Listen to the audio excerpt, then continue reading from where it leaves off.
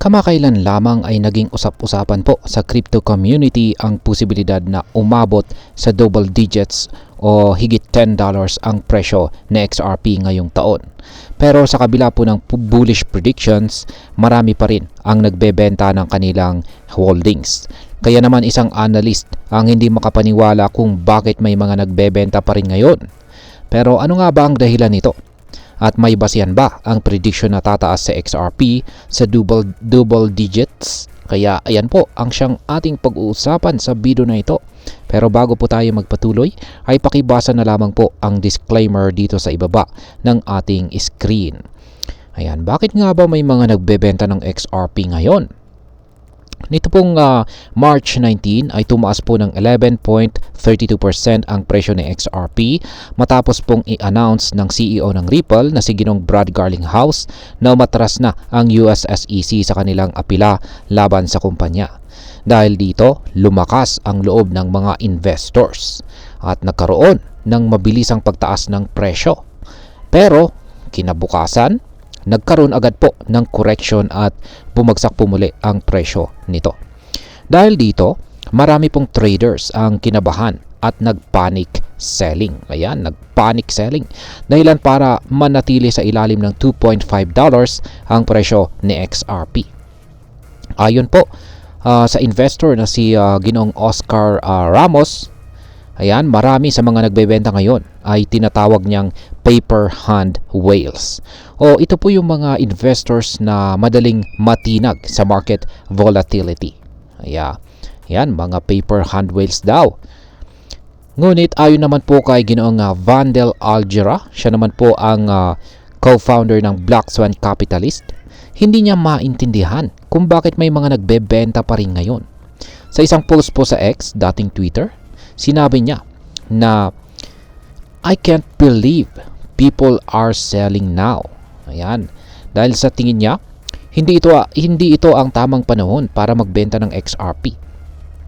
Sa katunayan ay malapit nang matapos ang Ripple versus SEC lawsuit at mas nagiging malinaw na ang regulasyon sa crypto sa US. Kaya naman para sa kanya, ang mga matitibay na investors lang ang makikinabang sa hinaharap. Ngayon ay paano naman po magiging double digits sa XRP? Yan po yung gusto nating malaman dito. Yan, paano magiging double digits sa XRP? Kung babalikan po natin ang nakaraang performance ng XRP, makikita natin na may potensyal talaga itong tumaas ng malaki. Mula po noong November 2024 hanggang January 2025, tumaas po ang presyo ng XRP ng 580% mula po sa presyong 0.50 patungong $3.4. Ibig sabihin, may kakayan itong magkaroon ng matinding price surge sa maikling panahon. Dahil dito ay nananatili ang paniniwala ni Ginoong Vandel Algera na makakamit ni XRP ang double digit price ngayong taong 2025. Kung sa kasalukuyang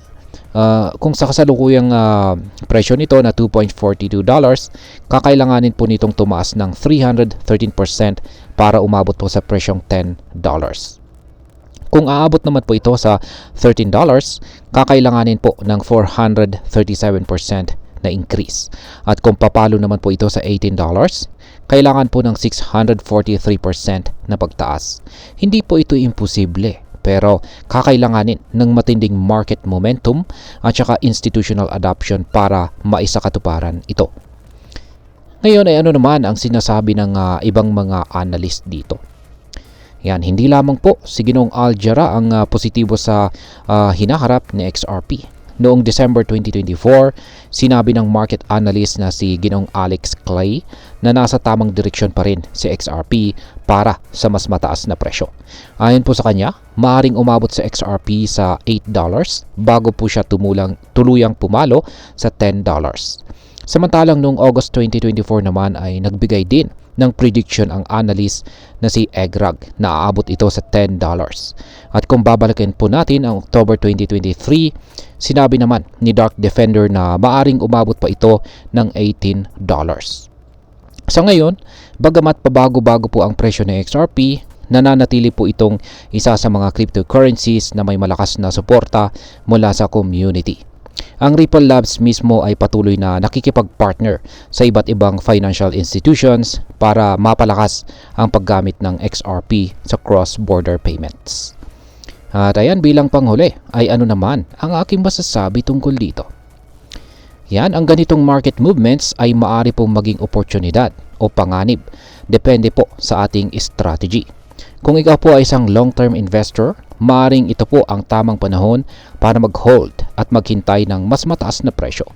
Pero kung ikaw naman ay isang short-term trader, dapat mong pag-aralan ang tamang entry at saka exit points upang maiwasan ang pagkalugi dahil sa volatility. Isa pang dapat po nating tandaan ay ang crypto regulations. Particular po dito sa atin mismo sa Pilipinas. Habang patuloy po na tumataas ang interes ng gobyerno sa crypto space, maaari pong magkaroon ng mas malinaw na patakaran para sa mga investors at traders dito sa bansa. Kaya siguraduhin lamang na legal at maayos ang ating platforms para maiwasan po natin ang anumang issue. At sa kabuuan, malinaw na si XRP ay may malaking potensyal ngayong taon. Pero gaya ng kahit anumang investment, laging may kaakibat pa rin itong risk o panganib. Kaya kung ikaw po ay isang risk taker at naniniwala sa long-term value ni XRP, maring ito ang tamang pagkakataon para mag-hold. Ngunit kung hindi mo kayang tiisin ang volatility ng market, mas mabuting pag-aralan mo muna ang tamang strategy bago ka sumugal. At ayan, hanggang dito na lamang po tayo sa video na ito mga ka-crypto. Marami pong salamat sa panonood. Ingat po tayo lagi at God bless po sa ating lahat.